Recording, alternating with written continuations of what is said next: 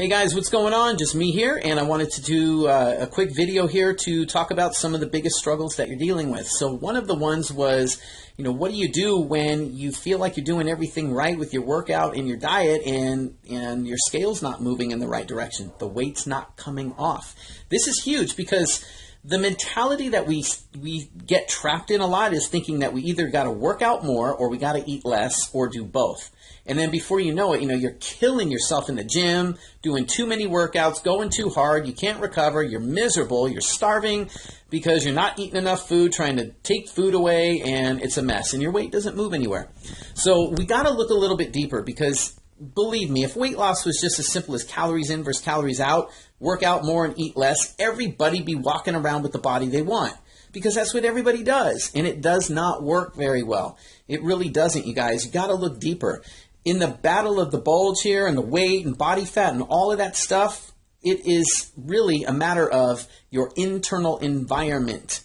So meaning that your hormones are a huge part of this, and your organs, how your body functions. Everything that's going on the inside determines what's going on and what you look like on the outside. You can't lose weight on the outside if the inside doesn't have the right environment that allows the weight to come off. All right, so let's look at a few things that you might not be thinking about that could be a factor in here. All right, so one, let's look at sleep. If you are not getting a good sleep at least 5 nights out of the week, like deep sleep where you're sleeping a good 7 to 8 hours a night, you feel rested and energized when you wake up in the morning. If you're waking up between the hours of 1 and 3 in the morning, or you toss and turn, or you got to get up in the morning and you need a pot of coffee to wake up, there's a problem. You're going to find it really, really difficult to lose weight, and you're going to find it difficult to stick with your healthy nutrition plan because you will be battling cravings and you will have hormones that go all over the place that will stop you from losing weight. So you've got to address sleep if you're not getting it, enough of it in good quality. Secondly, look at stress. The more stress you're dealing with in your everyday life, the harder you're going to find it to lose weight because basically you get cortisol levels that are all over the place. Cortisol affects a lot of things in the body, but it basically encourages the storage of fat, particularly belly fat, and it will inhibit thyroid, and thyroid regulates your metabolism, so it screws all of that stuff up.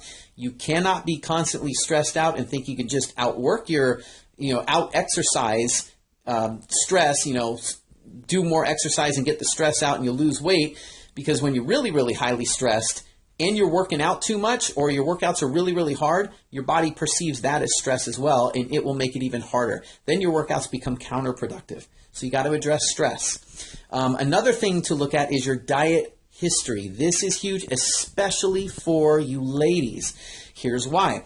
Because your physiology tends to be different than men.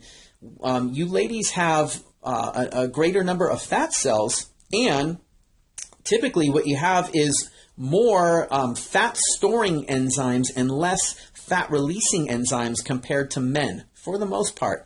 And why that's important is because every time you go on a diet, then you have fewer fat-releasing enzymes after the diet, and your body then has more fat-storing enzymes after you come off the diet.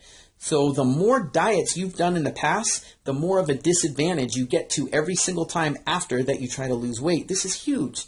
Now, does this mean that you got to give up and you just can't lose weight? No. But what it does mean is that the more diets you've been on before, the longer it may take before your body can start to get back to normal in terms of your metabolism and being able to shed the pounds the way you want. So you got to look at diet history.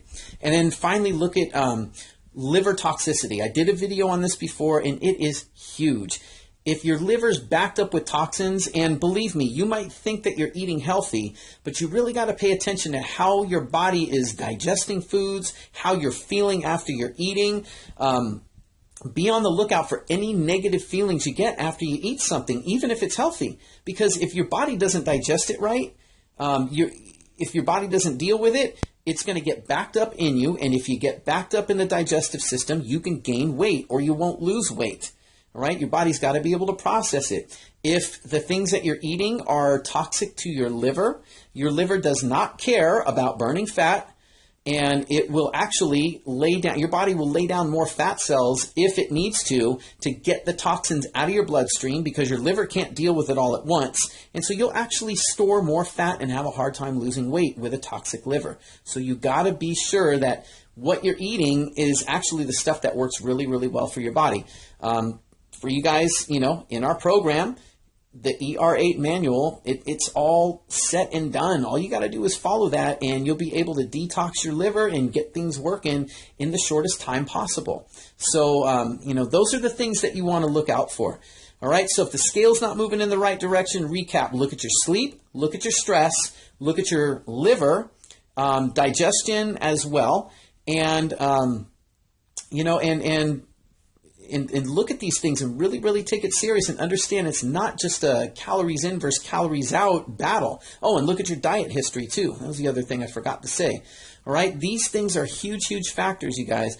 So pay attention to that. See if you can identify which, if it's one thing or if it's more than one thing, and really start to get in and address those things. That will be the key to helping you get the scale to move in the right direction.